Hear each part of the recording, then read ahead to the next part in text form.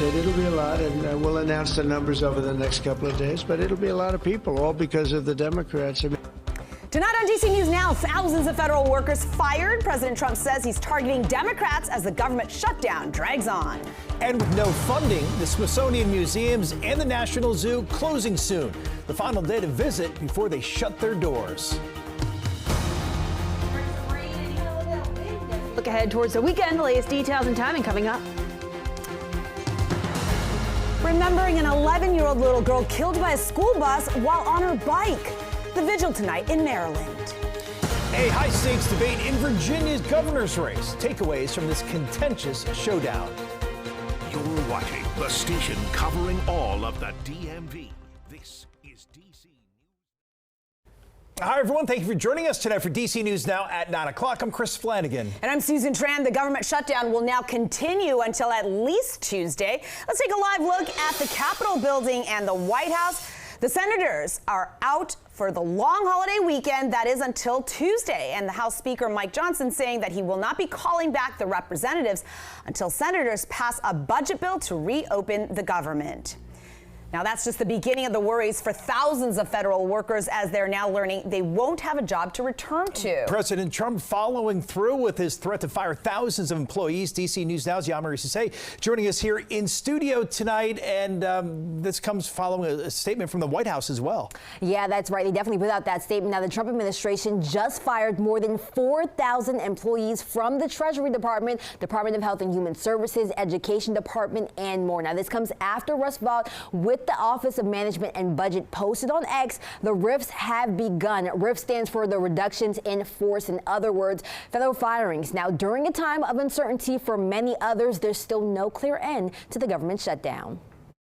It's really not that complicated. All it takes is a little backbone, a little courage on behalf of 5 Democrats to do what they have done and what we've done for decades when it comes to funding the government. Democrats and Republicans blaming one another for the federal shutdown. And now they've decided that they'd rather shut the government down than fix our broken healthcare system. Meanwhile, the Management and Budget Office says federal firings have begun, and the union representing federal workers replied the lawsuit has been filed. In a statement, they said, "It is disgraceful that the Trump administration has used the government shutdown as an excuse to illegally fire thousands of workers who provide critical services to communities across the country." According to the Associated Press, the Department of Homeland Security confirmed layoffs will happen at their Cybersecurity and Infrastructure Security Agency. Democrats and Republicans still haven't reached the decision on the spending bill. The biggest concern over health care subsidies. Hijack the federal government to try and create $1.5 trillion in new spending,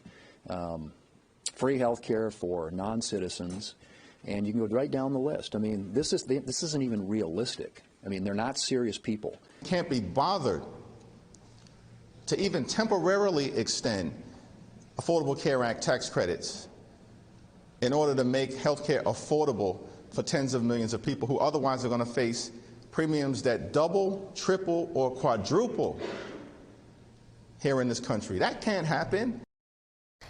Well, other departments impacted by the firings are the Department of Housing and Urban Development, Commerce Department, Energy Department, and the Department of Homeland Security. And now Americans have to wait until the Senate reconvenes on Tuesday to vote on this spending bill an 8th time, and the House remains in recess. Reporting in the studio, I'm Yamari Sase. Back to you guys. All right, Yamari, the largest union representing more than 800,000 federal and D.C. government employees responding to the mass firings. AFGE saying in part, federal workers are tired of being used as pawns for the political and personal gains of the elected and unelected leaders. It's time for Congress to do their jobs and negotiate an end to this shutdown immediately. A warning from the Secretary of Transportation to air traffic controllers. He says calling out sick could cost them their jobs. Airports across the country have dealt with delays due to a number of controllers not showing up for work. They're all working without pay due to the shutdown. Secretary Sean Duffy and the union representing controllers say even a small number of absences can really cause significant problems. All Smithsonian museums will close starting on Sunday. The extra funds they used to stay open for the past 2 weeks, they have run out.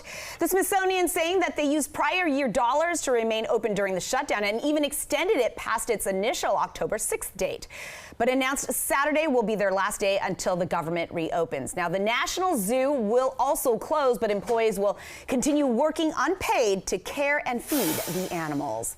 We have continuing coverage of the government shutdown on air and online at dcnewsnow.com. And coming up in our next half hour, our Maddie Bear Temple has much more on the stalemate that continues in Congress. All right, we have made it to the weekend, and Jackie, not a bad start to our weekend on this Friday night. No, not too bad out there right now. But as we look towards the weekend, we do have some rain chances on the way. So heads up, especially for Sunday. Sunday is going to be the wetter of the 2 weekend days. Out there right now, though, temperatures not too bad. We're slowly dropping back off into those 50s for much of the area. Upper 50s in D.C., middle 50s up towards Hagerstown and Frederick, lower 50s out towards Luray and Culpeper. Woodstock, you're already into those middle 40s at this point, but we're going to continue to see more of those clouds building in overnight tonight. And also we're going to be watching that system just off the coast of South Carolina there. That's likely going to be bringing us the rain chances that we will see as we look ahead towards Sunday. But overnight lows tonight back into those 40s to low 50s. Tonight still dry.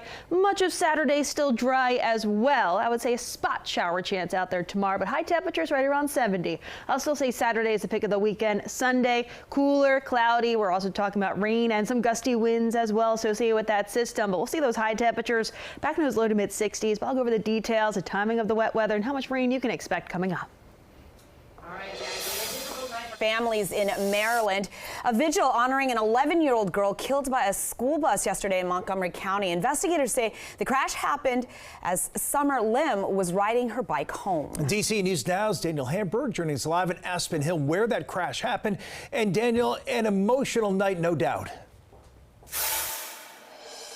Absolutely, Chris and Susan. Here is behind me the memorial at the corner of Russet Road and Bauer Drive. You can see people have been coming all night, leaving candles and flowers and stuffed animals. Earlier tonight, we were at a vigil at a local church where about 100 people gathered to remember Summer. Without speaking a word, hugs between friends and family bring a sense of comfort to a grieving community. While we cannot know their pain, we are, along with them, heartbroken. Heartbroken over the loss of 11-year-old Summer Lim. She was biking home from Earl B. Wood Middle School Thursday afternoon, heading east on Bauer Drive when police say a bus going the same direction turned right onto Russet Road and killed her. Well, we like this candle as a reminder that in darkness, a single flame brings hope. At Church of Christ at Manor Woods, Lim's family grieved, surrounded by a community wanting to stand with them through prayer and song. Not one that's given to tears very easily, but because it connects so closely with my own family. My daughter being 12 years old, it's one of those things that it hits a lot harder than you would expect. In this space, it's a sort of communal grief counseling led by senior pastor Carl Sweatman. What we need now is, at the very least, a consolation and knowing that there is going to be hope, there is going to be relief, and we need to start there. And then once we find that, then we can deal with the harder questions. Montgomery County Police say it could take several weeks or longer for detectives to complete their investigation. We're live in Aspen Hill. Daniel Hamburg, DC News Now. Such a heartbreaking scene there, Daniel. Thanks. Meanwhile, all new tonight, a boy is shot right near the Air and Space Museum in the district. Police say two teens walking on 6th Street when one pulled out a gun and shot the other several times. They say the boy was hit in the arm and leg, but was able to get into a building while the shooter took off. He was taken to the hospital and we're told will be okay. Investigators say bullets hit the front window of the museum 2 blocks away, as well as a parked van. And new photos tonight. 2 people hurt in this crash in Montgomery County. Fire and rescue crews saying the crash caused one car to flip. This happened along Washington Grove Lane in Gaithersburg. This is right near the intersection with Flower Hill Way and Mineral Springs Drive. One person was taken to a trauma center. The other person denied treatment. No word on how this crash happened. Developing now, another Real Housewives of Potomac star has been arrested along with her husband. Carroll County Sheriff's deputies arresting Wendy Asafo and her husband Eddie last night. They say back in April of 2024, the couple reported someone broke into their home while they were on vacation and stole $200,000 worth of luxury items from their bedroom, including 80 pieces of jewelry, designer clothes, and shoes.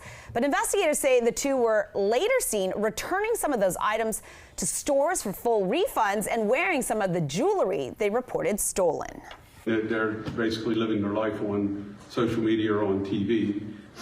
I think because we became suspicious, and I do believe that the insurance companies became suspicious as well, their investigators start to scour social media and look at specific items that Mrs. Asafo regularly wore, and it wouldn't have been difficult to see some of those items on her. I don't care if she's a real housewife, fake housewife, or whatever she is, we would have handled it the same way regardless of who she was.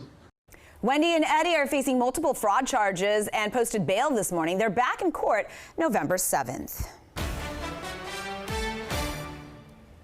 DC News Now is your local election headquarters. It was certainly a fiery debate last night in Virginia's governor race that included really some memorable moments. And at times, the main focus wasn't even on the two candidates there on stage, but the Democratic Attorney General nominee, Jay Jones, and the violent text messages that he sent 3 years ago. Republican Winsome Earl-Sears persistently asking Democrat Abigail Spanberger if she'll pull her endorsement. Spanberger replying she denounced those messages, but saying they're all running their own races. Then Spanberger really highlighting Earl-Sears on her opposition to same-sex marriages. The opponent has previously said that she does not think that gay couples should be allowed to marry. She has said that she is discrimination. Political science professor calling the Republican stance a mistake, saying he believes the Commonwealth is not in line with her beliefs on this topic. Early voting well underway. Election day is November 4th.